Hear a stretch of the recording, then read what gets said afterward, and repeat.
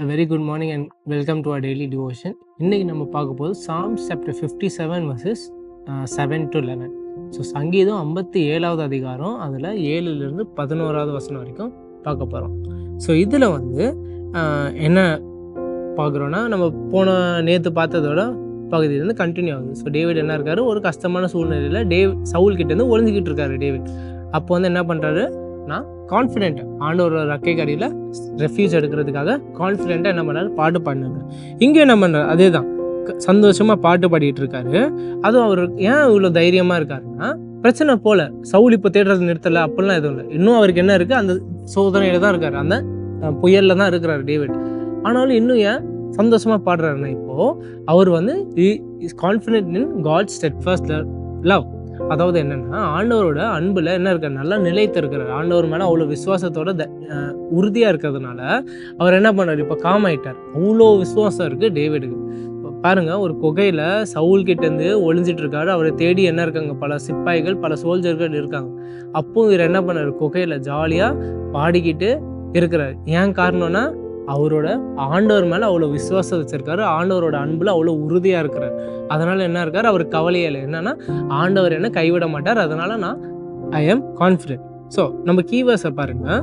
Psalms chapter 57 verses 7 and 8. So it says, my heart is steadfast, O God, my heart is steadfast. I will sing and make melody. Awake, my glory. Awake, O harp and ear. I will awake the dawn. Lord சொல்ற, my heart is steadfast, O God, my heart is steadfast. I will sing and make melody. Awake, my glory. Awake, O harp and ear. I will awake the dawn. So என்ன நடக்குதுன்னா, இங்கே David என்ன பண்ணுறாரு, declare பண்ணுறாரு. ஏன் அவரோட இருதயம் வந்து ஆண்டவருக்குள்ள நிலைத்திருக்கு, உறுதியாக இருக்குது. ஆண்டவர் மேலே விசுவாசம் அவ்வளோ உறுதியாக இருக்கிறதுனால என்ன பண்ணுறாரு, அவர் பாடிக்கிட்டு இருக்கார். இன்னொரு வகையில் இல்லை, அதாவது ஆண்டவர் இருக்கிறதுனால தான் அவர் பாடுறனே இல்லை, அவரோட his heart is completely steadfast in God. அதனால தான் பாடுறாரே தவிர ஆண்டவருக்காக அவர் பாடலை. So it's not the other way round. சரியா? ஸோ என்ன பண்ணுறாரு, அவருக்கு வந்து அவ்வளோ விசுவாசம் இருக்கிறாரு, அவ்வளோ தைரியத்தில் இருக்கிறதுனால என்ன பண்ணிருக்காரு, அந்த புயல் போகுதோ இல்லையோ அவர் என்ன இருக்கார், அவ்வளோ காமாக ஆண்டவர் மேலே விசுவாசம் வச்சு நிலைத்து இருக்கிறாரு டேவிட்.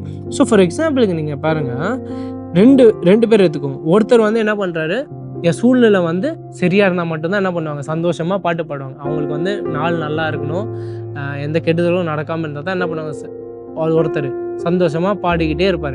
இன்னொருத்தர் நினச்சி பாருங்கள், ஏதோ ஒன்று இந்த மாதிரி நடந்தாலும் என்ன பண்ணுவார், அவர் என்ன நடந்தாலும், ஏது நடந்தாலும், என்ன மழை பெஞ்சாலும், எவ்வளோ புயல் அடித்தாலும் என்ன பண்ணுவார், சந்தோஷமாக இருப்பார்.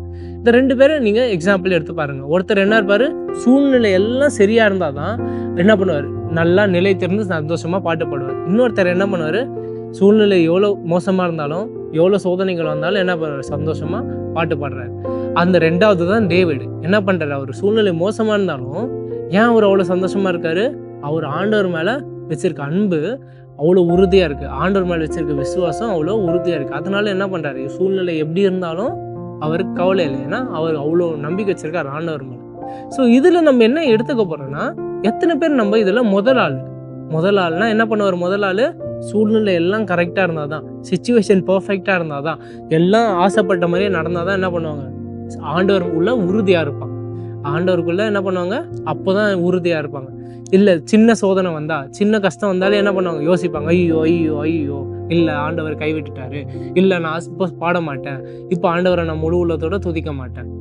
ஸோ நீங்கள் எத்தனை பேர் இந்த மாதிரி யோசிச்சு பாருங்க, எத்தனை பேர் ஆண்டவர்கிட்ட சூழ்நிலை சரியாக இருந்தால் தான் ஆண்டவரை நான் முழு உள்ளத்தோட துதிக்கிறேன், எனக்கு எல்லாம் சரியாக பட்டால் தான் ஆண்டவரை நான் முழு உள்ளத்தோட துதிப்பேன், பாடுவேன், இல்லை இந்த சூழ்நிலை, இந்த கஷ்டம் இருக்குது, இந்த சோதனை இருக்குது, அதனால நான் ஆண்டவரை என்னால் முழு உள்ளத்தோட துதிக்க முடியல. அதில் எத்தனை பேர் நீங்கள் யாருன்னு உங்களை ஆராய்ந்து பார்க்குறது தான் இந்த சங்கீதம். ஸோ இன்ட்ரோஸ்பெக்ட் பண்ணுங்கள், நீங்களே உங்களை ஆராய்ந்து பாருங்கள். எத்தனை பேர் வந்து சூழ்நிலையை பொறுத்து ஆண்டவரை நேசிக்கிறீங்க, சூழ்நிலையை பொறுத்து ஆண்டவர் மேலே விசுவாசத்தை வச்சுக்கிறீங்க. ஏன்னா இங்கே டேவிடை நீங்கள் பார்த்தீங்கன்னா, டேவிட் என்ன பண்ணுறாரு, அவர் சூழ்நிலையை நீங்கள் நினச்சி பாருங்கள், மோசமான சூழ்நிலை, ஆனாலும் என்ன பண்ணுறாரு, அவ்வளோ நிதானமாக, அவ்வளோ சந்தோஷமாக, கவலையே இல்லாமல் என்ன பண்ணுறாரு, ஆண்டவரை முழுசாக துதிக்கிறார். ஏன்னா அது ஏன் டேவிடால் பண்ண முடியுது, ஏன்னா நம்ம முன்னாடி எத்தனை நாள் பார்த்துருக்கோம், டேவிட் அவர் முழு உள்ளத்தையும் ஆண்டவர்கிட்ட இறக்குவார். அதனால தான் அவருக்கு இப்போ அவ்வளோ தைரியம் இருக்குது, அவ்வளோ உறுதியாக இருக்கிறார் ஆண்டவர் மேலே, ஆண்டவர் அன்பு மேலே, ஆண்டவர் விசுவாசத்து மேலே. அவர் புலம்புவார், ஆண்டவர்கிட்ட இறக்குவார். ஆனாலும் என்ன பண்ணுவார்? விசுவாசத்தை நிலைத்திருப்பார். ஸோ அதனால தான் இப்போ டேவிட் என்ன பண்ணுறாரு? இந்த சோதனையிலையும் இந்த புயல்லையும் தைரியமாக நிலைத்து நிற்கிறார். ஸோ நம்ம ஆராய்ந்து பாருங்கள், நம்ம எத்தனை பேர் சூழ்நிலை சார்ந்த கிறிஸ்தவர்கள்? சூழ்நிலை நல்லா இருந்தால் நான் ஆண்டவரை துதிப்பேன், சூழ்நிலை நல்லா இல்லைன்னா ஆண்டவரை துதிக்க மாட்டேன். எத்தனை பேர் நீங்கள்? அதை ஆராய்ந்து பார்க்கறது தான் I want us to take up. சின்ன பிரேயரோட முடிப்போம். Our loving Heavenly Father, thank you for this psalm and this reminder that, Lord, a lot of us are like circumstantial Christians, Lord. Like we modify our praise depending on our circumstances, Lord. If our circumstances are good, if our circumstances are better, then we feel fully devoted to worship and praise you, Lord. But Lord, sometimes when situations may not seem so favorable, Lord, we do not have the heart to fully praise you, Lord. Lord, help us take inspiration from David, who in such a difficult circumstances found his steadfast love for you and was worshipping you with full joy, Lord. Lord, help us be like David, Lord. Give us the grace and wisdom to be like him in such circumstances. All of this in Christ's name I pray. Amen.